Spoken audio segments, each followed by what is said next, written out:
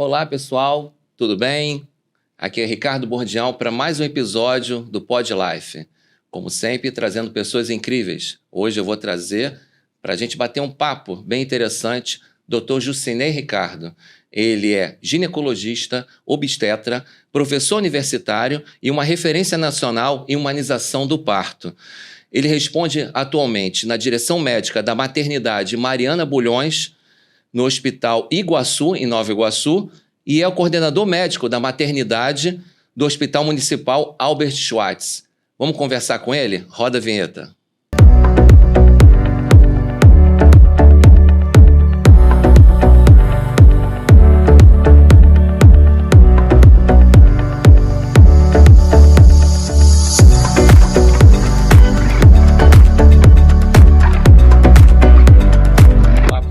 Aqui é Ricardo Bordião, a gente está agora no Pod Life.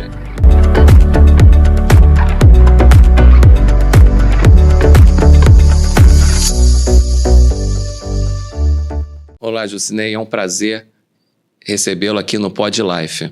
É uma trajetória bem interessante, pois você atua num segmento que, querendo ou não, é humanizado, né? Você trata de parto, obstetra, onde tem a expectativa muito grande das pessoas, mas eu quero saber um pouquinho como você chegou até esse ponto. Fala um pouquinho da sua história, como que você se tornou médico. Isso é uma coisa bastante interessante, né? Obrigado, Ricardo, pelo convite. Prazer imenso estar aqui falando com você, com o seu público.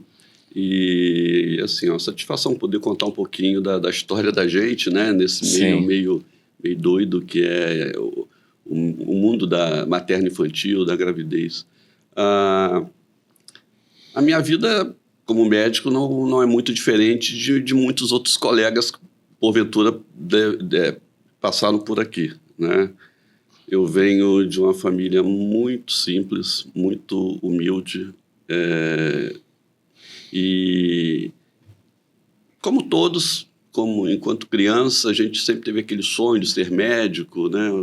Mas meu pai era metalúrgico, sem condições financeiras para sustentar esse meu sonho, esse meu desejo. E eu me espelhando num tio meu, que também é como um pai, que sempre quis ser médico. Foi ele que, inclusive, me levou para Maracanã, primeira vez, para ser flamenguista e tal, né? E eu caminhei nisso aí. Só que, na minha adolescência, meu pai não tinha como pagar um cursinho de pré-vestibular. Era isso, a gente está falando de 40 anos atrás, 40 e poucos anos atrás, né? Mas aí deu uma guinada na vida dele, melhorou um pouco, ele recebeu uma proposta financeira e aí essa oportunidade surgiu. E eu fui fazer um curso pré-vestibular lá em Niterói. Eu sou de lá, de Niterói.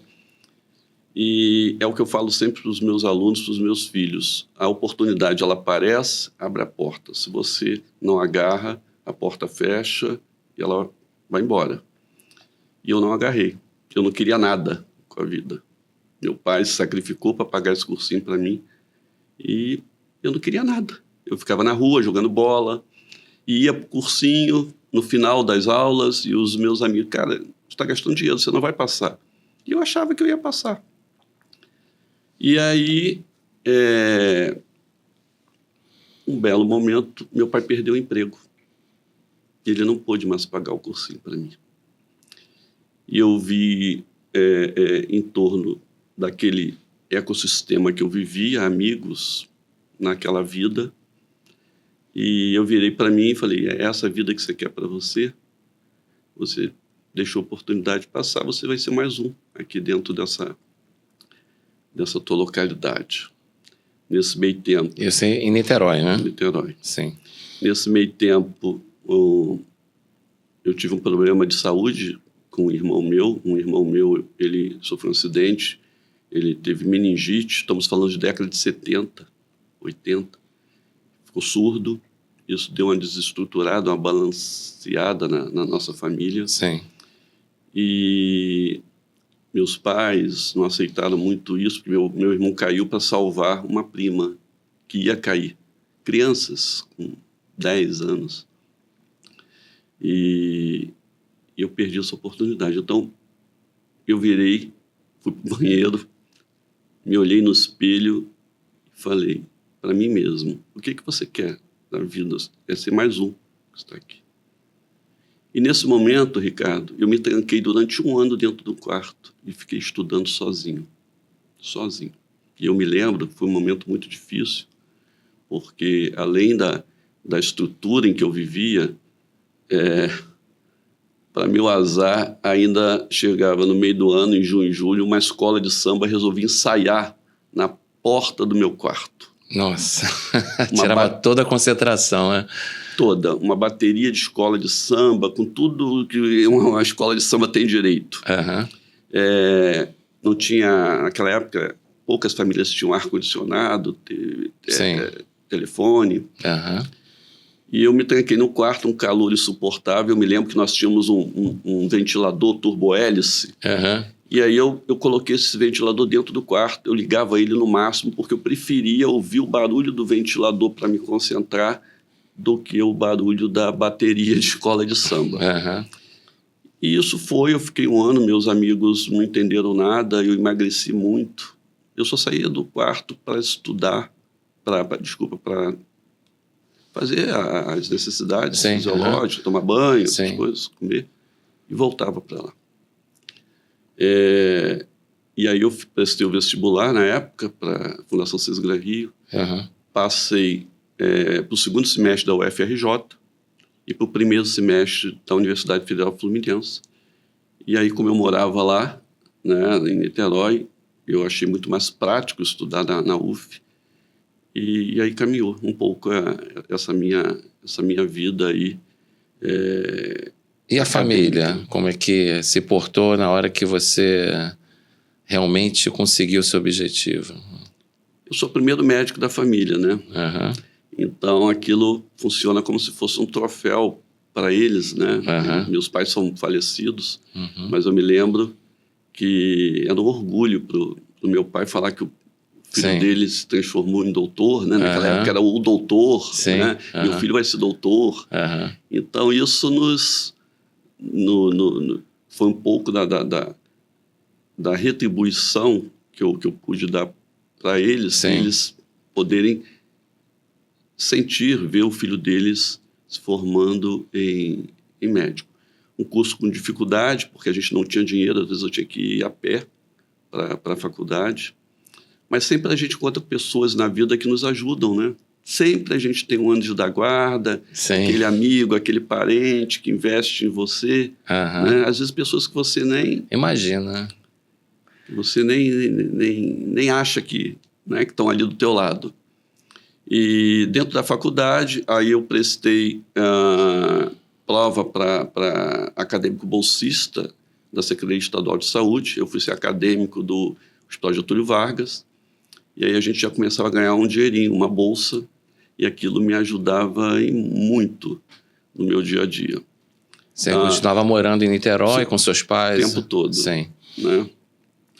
Mas aí, como eu dava mais plantões, eu já comecei a fazer plantões como acadêmico, e eu faço plantão desde 1985. E já fiz muitos plantões, muitos partos, Ricardo, milhares, ao longo dessa minha vida. E o seu caminho para essa área foi devido a quê? Eu vou falar aqui para você, mas minha mulher, às vezes, ela fica um pouco sem graça quando eu falo isso, mas eu falo para ela, são momentos da vida da gente. Eu fui ser acadêmico numa maternidade e me apaixonei por uma pessoa, por uma pessoa que me ensinava. Só que essa pessoa, aquele amor platônico, né, aquela pessoa estava numa outra fase da vida dela. E o que me motivava, eu nunca quis ser ginecologista, obstetra, eu quis ser cardiologista. Mas como o primeiro plantão que eu fui dar era na maternidade, e eu me interessei por essa pessoa, eu ia para o plantão, não pelo plantão, mas para ficar com a pessoa, por perto da pessoa. Até o momento, mas eu respeitava, porque ela já tinha um relacionamento. Sim. Eu respeitava isso, era aquela coisa mais de Sim, idolatria. Uhum. E aí um dia eu conversei com ela, falei para ela, e ela virou para mim e foi muito franca, e foi a melhor coisa que ela fez para mim. Sim. Ela disse, cara, você é um cara muito legal, maravilhoso, papai, eu estou numa outra fase da vida, e vou te dizer, Juscelino, olhando os meus olhos, você vai encontrar uma pessoa que te mereça. Uhum. E ela tinha razão, né? Ela seguiu a vida dela, eu continuei lá no meu plantão, e eu conheci a minha mulher, a Conceição, Sim. que foi minha acadêmica, minha primeira namorada e única. 33 anos já? E mais 4 de namoro. Caramba! Então nós estamos juntos há 37 anos. Nós construímos muita coisa. Se eu cheguei até aqui, eu devo isso a ela, a Conceição. Uhum. Eu lido com mulheres a minha vida toda. Sim. E a principal delas, que sempre me sustentou, foi a Conceição. Nós tivemos 2 filhos, a Juliana e o Leonardo, os 2 são médicos. Juliana está fazendo dermatologia, especialização, residência no Fundão. O Leonardo está para a área de clínica médica, intensivismo. E essa é a nossa trajetória familiar aí desse processo. Então, a Conceição, ela é a médica anestesista, ela é da UERJ, ela tem também aí um canal de educação médica continuada, e assim, toda essa trajetória nos mostra que quando o berço familiar está unido, né, ele é forte, você vence todos os obstáculos. E eu procurei o que faltou para mim lá na minha adolescência, né, eu procuro corrigir os meus erros lá de trás. Você acha que uma das coisas foi você ter um propósito? Isso que moveu você? Porque lá atrás você estava sem foco. E aí você encontrou um propósito. E isso fez você movimentar, ficar aquele 1 ano dentro de um quarto. E de uma certa forma, a tua vida é meio que encaminhada com esse propósito. Eu não tenho a menor dúvida, Ricardo. Uhum. Porque senão eu retorno hoje, né? Meus irmãos ainda moram lá, Sim. Os meus parentes, e eu vejo que como eu saí de lá, continua. A mesma vida daquelas pessoas, Sim. O mesmo ambiente, as mesmas casas. Sim. Mudam as pessoas, mas não mudam... O cenário é o mesmo. É o mesmo. Eu não queria aquilo para mim. Sim. Eu tinha decidido naquele dia que não era aquilo que eu ia querer para mim. E foi isso. E aí, em 1995, eu entrei para a universidade. Né? Fui convidado para ser professor. Sim. Da Universidade Federal Fluminense. Uhum. Mas você morar em Niterói e trabalhar no Rio era muito complicado, porque a ponte não era isso que é hoje. Uhum. E aí eu me formei, fiquei 8 anos nas Forças Armadas, fui médico do Exército, na Vila Militar. Dentro das Forças Armadas, eu fui o primeiro médico que conseguiu, e aí eu repito, a gente sempre tem os anjos da guarda, aquela pessoa que olha para a gente, vai meu filho, vai que eu vou te ajudar. E é isso que eu procuro fazer hoje em dia com os meus alunos, com meus filhos. Essa pessoa, dentro das Forças Armadas, depende muito do comando, quem é seu comandante, ela conseguiu uma autorização para que eu fosse o primeiro oficial médico que fizesse residência médica dentro do Exército. Você não tinha isso. Uhum. Você tinha fazendo pós-graduação, horário mais flexível. Residência médica não tinha. E eu fui fazer residência médica de cirurgia geral, prestei um concurso público para São Paulo. Eu fui trabalhar em São Paulo toda quinta-feira à noite, eu me lembro muito bem, quando todo mundo estava chegando nas suas casas, eu estava pegando minha mochila para ir para a rodoviária Novo Rio, para atravessar a Dutra, Não é a Dutra que é hoje, é aquela Dutra antiga. Várias vezes eu acordei à noite com um caminhão, um carro atravessando a rua e o ônibus freando. Caramba. Várias vezes eu tive que, de madrugada, um frio danado na Dutra, o ônibus quebrava, a gente tinha que caminhar pela Dutra para pegar um outro ônibus, fazer uma baldeação. Eu chegava 6 horas da manhã no Tietê, pegava outro ônibus, mais 2 horas, para ir para a cidade de Mauá, onde eu tinha feito o concurso público. São Paulo, naquela época, pagava muito bem, melhor do que o Rio de Janeiro. Então, eu dava plantão às sextas-feiras em São Paulo como cirurgião geral. Saía no sábado, fazia o trajeto inverso, chegava aqui. Era o dia que eu tinha com a Conceição para namorar, para aquela coisa que todo namoro. Tinha que se dividir tanto na profissão como na vida pessoal. Já tinha filho, já? Não. E aí, no domingo, eu tinha que dar plantão pela residência no Hospital Miguel Couto, que é a minha residência médica e cirurgia geral era no Hospital Miguel Couto. Então, eu fazia a residência no Hospital Miguel Couto e ainda trabalhava como oficial médico no Exército, cumprindo as escalas que o Exército nos impõe. Sim. Em 95, eu fui convidado, então, para ir para a universidade, como eu falei. Em 2010, eu sou convidado para assumir a direção da maternidade do Hospital Estadual, na época era estadual, Rocha Faria. E eu assumo a maternidade do Hospital Rocha Faria, que era complicadíssimo, foi um desafio tremendo, porque você imagina você fazer gestão de uma unidade em que você tem profissionais fazendo as mesmas atividades com remunerações diferentes. Nossa. Então, eu tinha médico estatutário ganhando R$1.000 e poucos, eu tinha médico de cooperativa ganhando 6 mil, eu tinha médico de OS, Organização Social, ganhando 10 mil, e você fazer a gestão disso era muito complexo. Para me ajudar ainda nessa gestão, com 3 meses de Hospital Rocha Faria, que fazia uma média de 350 partos por mês, o Hospital Pedro II pega fogo. Nossa. E aí, aquela demanda toda do Hospital Pedro II foi transferida para o Hospital Rocha Faria. E de 350 partos, o hospital passa a fazer 700 partos por mês. Administrar um caos. E, nesse momento, o Ministério da Saúde resolveu ranquear piores hospitais em termos de mortalidade materna, de complicações no país. E o Rocha Faria foi incluído nesse processo.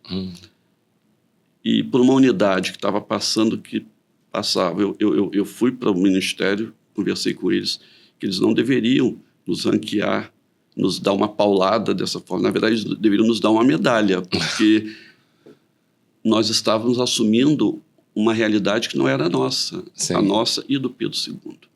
Mas eles... mas isso vai melhorar, vai ser bom, essa capacitação de vocês, etc. E aí, Ricardo, eu tinha esse cenário para administrar. Não adiantava eu reclamar, eu tinha que arrumar uma solução. E aí eu resolvi fazer um projeto piloto dentro do Rocha Faria. Eu resolvi trabalhar com adolescentes grávidas de 12 a 18 anos que engravidassem. Essas adolescentes, ao chegarem para ter o filho no Hospital Rocha Faria, elas não ficariam com as outras parturientes dentro daquele inferno, dentro daquele caos. Então, eu transformei uma enfermaria num ambiente lúdico, num ambiente de adolescente. A gente criou uma equipe multiprofissional, um psicólogo, assistente social, enfermeiro, só para focar nessa adolescente. Para que fizesse o que muitas vezes o pré-natal não faz, que é diminuir a distância que tem entre o profissional e a paciente. Humanizar, né? Isso.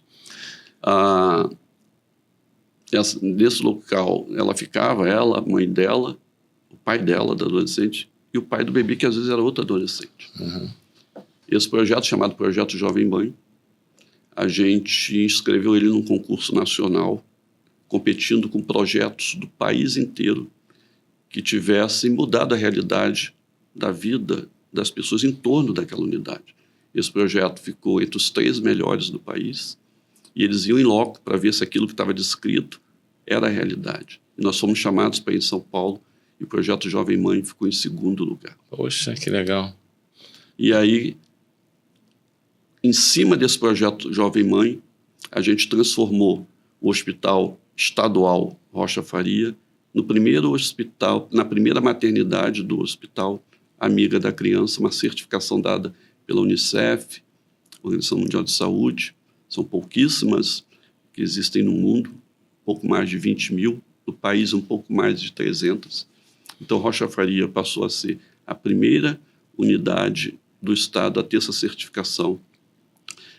A mídia, que era uma mídia toda negativa, passou a sair uma mídia extremamente positiva.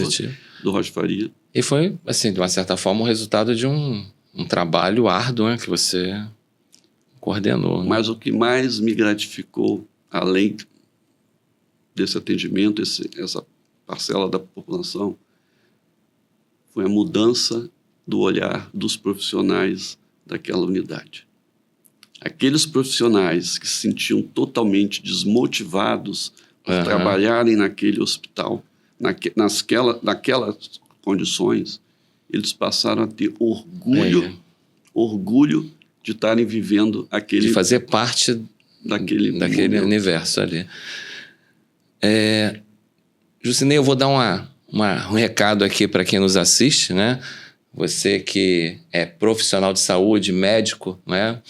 Que passa por desafios como o Dr. Jucinei, né? É importante você ter um planejamento previdenciário, porque às vezes você contribui para várias empresas e isso gera um gasto desnecessário. E a gente tem como apoiador a Interfinancial, que ela faz todo o planejamento previdenciário, não é? Nosso consultor é o Jean Ferraz, no telefone 21 98 088 9101. Essa é a dica do PodLife. E também temos a ZapMed, que é uma ferramenta de comunicação para você, que é profissional de saúde, profissional da estética, de modo geral, é uma ferramenta que facilita muito o trabalho, porque ela faz toda a facilitação para você captar clientes. Essa é a dica do PodLife. E voltamos novamente com o Dr. Jucinei, com essa história aí de desafios, né? Uma história grande. Eu acredito que a gente tem que ter vários episódios aí para poder falar sobre a sua trajetória, né? E você passou por diversas coordenações, né, de maternidade, você está falando do projeto, né? E qual foi a conquista da certificação do Hospital Amigo da Criança? Que parece que foi também bem bacana, né? Então, todas essas grandes maternidades, do Trevo das Margaridas até a Santa Cruz, todas eu chefiei. Eu chefiei a maternidade do Rocha Faria, do Ronaldo Gazola, do Hospital Pedro II. Quem reabriu o Hospital Pedro II com a primeira cirurgia, a primeira cesariana lá foi eu. Na época era a maternidade, um polo de dengue. Sim. Chefiei a maternidade do Hospital Estadual Melquiades Calazans, e agora eu estou desde 2017 à frente da maternidade do Hospital Albert Schwartz. Então, o Hospital Estadual Rocha Faria, em 2015 para 2016, ele municipalizou. Então, ele passou a ser Hospital Municipal Rocha Faria. A gestão estadual passou por uma gestão municipal.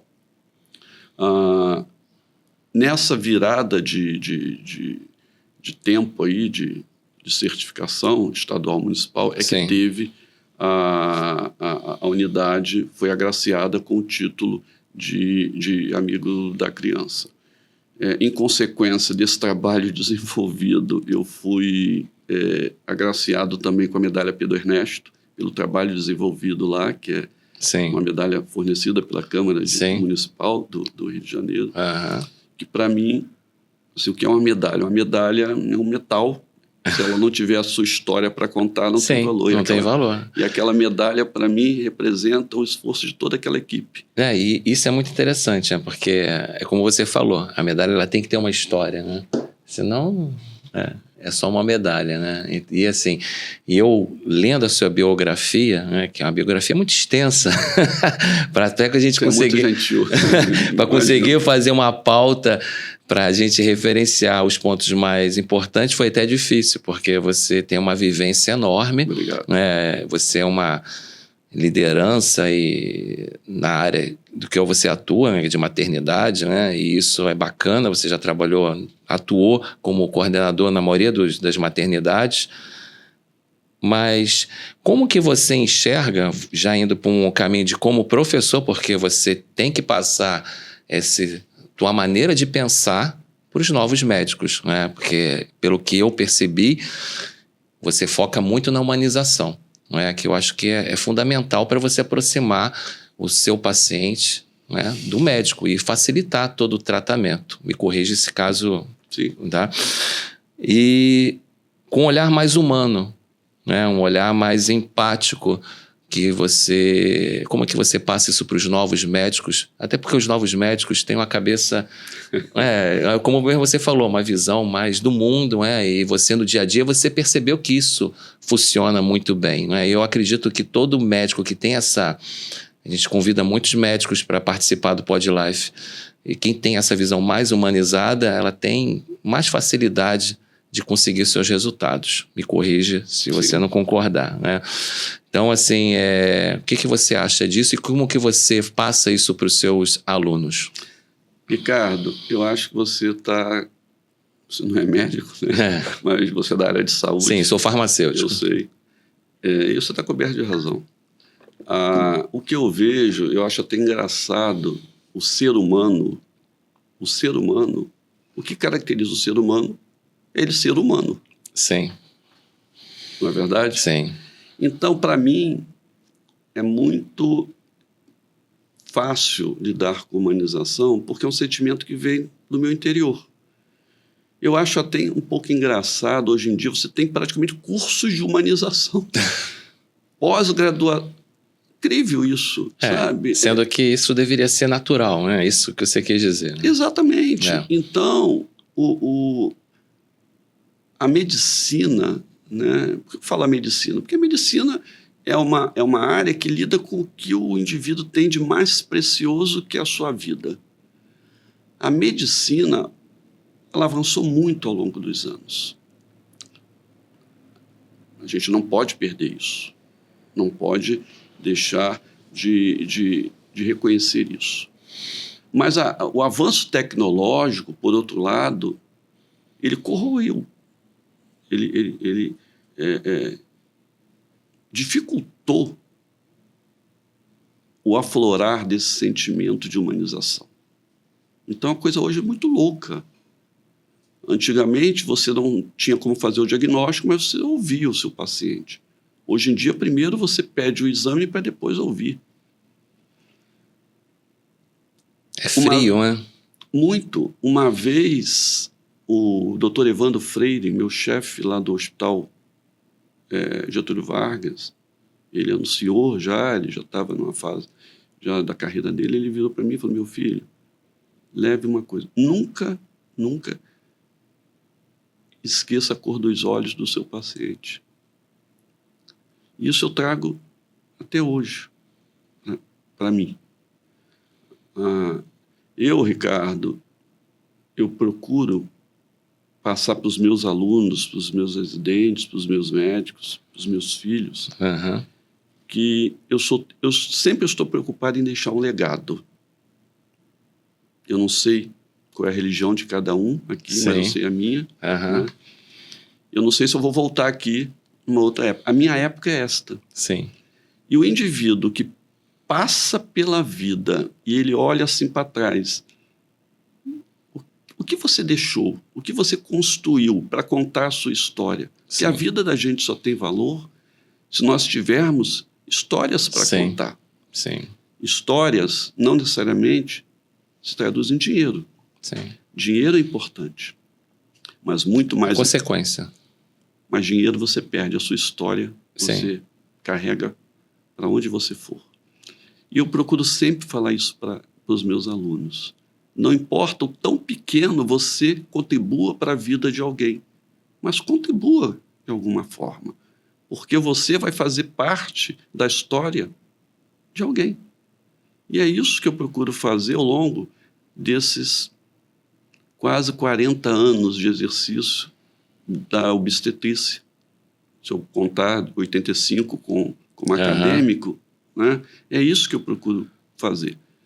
Fazer com que as mulheres passem por esse período, que é o período que, no meu entendimento, é mais importante da vida de uma mulher. Ela é preparada desde criancinha para um dia ser mãe, ter filhos.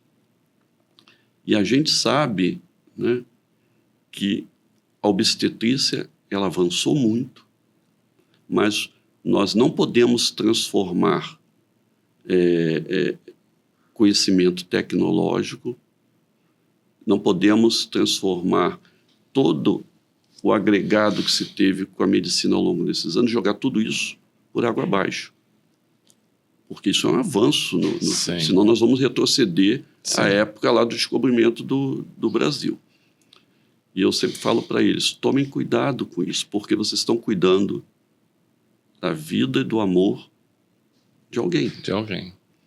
E para nós obstetras, no meu entendimento, é mais complexo ainda, porque a gente lida com duas vidas. Sim. A gente lida com expectativas. Quando uma mulher vai para um hospital, você só espera, né, alegrias, só espera que dê tudo certo, mas a gente sabe que, na realidade, em alguns casos, isso não vai acontecer. Estou falando aqui eu, doutor Jucinei, né? Gravidez não é doença, gravidez não é para ser doença, mas se ela não for corretamente acompanhada, ela mata. Mata a mãe, mata o filho, mata o bebê, e às vezes mata a mãe e mata o bebê.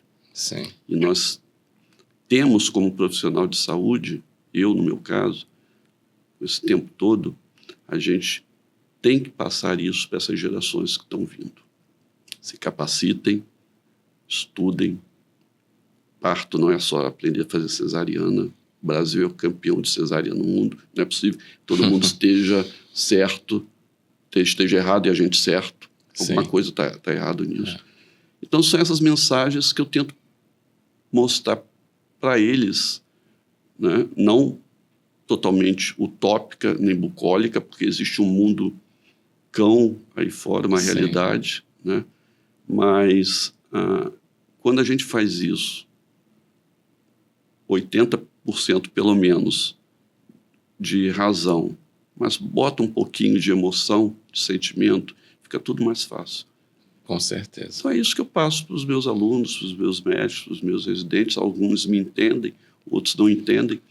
Mas o mais importante é que você passa a sua mensagem, a sua experiência, né, que não é nem pequena, 40 anos aí de desafios constantes, né? Eu gostaria, a gente já está caminhando para o final, gostaria de ter mais tempo, a gente vai fazer um novo episódio aí, que a gente possa contar mais essa história. Eu queria aproveitar e deixar aberto, como eu já estou falando, esse espaço para a gente conversar um pouco mais em outro momento, né? É um prazer ter você aqui como convidado do Pod Life, que de uma certa forma as pessoas que nos assistem percebem esse amor que você tem pela profissão, o seu foco, que eu acho que você tem aquele foco desde lá do início que aconteceu todo aquele desafio para você. Aquilo ali foi uma mola que você chegou propulsora, né? E isso fez toda a diferença para você. E porque eu percebo que a maioria das pessoas que têm resultados como o seu, né, em várias áreas, tem sempre um fato relevante lá atrás para fazer essa diferença. E às vezes lá atrás você acha que aquilo ali foi ruim. Mas às vezes aquilo ali foi bom, né? Assim, ajudou a criar essa meta. E quero te agradecer imensamente, né? O canal aqui está aberto. Gostaria que você passasse o seu canal de comunicação para as pessoas que estão nos assistindo, possa, de repente, entrar em contato com você. Eu tenho o meu... Desculpa, eu estou no Instagram, @Dr. Jucinei Pacheco. Eu tenho a minha página, www.jucineipacheco.com.br. E o WhatsApp, e como todo mundo. Perfeito. E em último caso, grita que eu estarei presente. É isso aí. Pessoal que assistiu a esse episódio tão bacana, tão assim de meta, tenha isso como foco. Pessoas como o Dr. Jucinei trazem essa experiência fabulosa aqui para o nosso Pod Life. Vai ter novos convidados e você não deixa de nos marcar aqui, dar seu like, se inscrever no canal e aí você vai ter toda essa experiência aí assinando com a gente aqui o nosso canal. Muito obrigado, até a próxima. Tchau, tchau.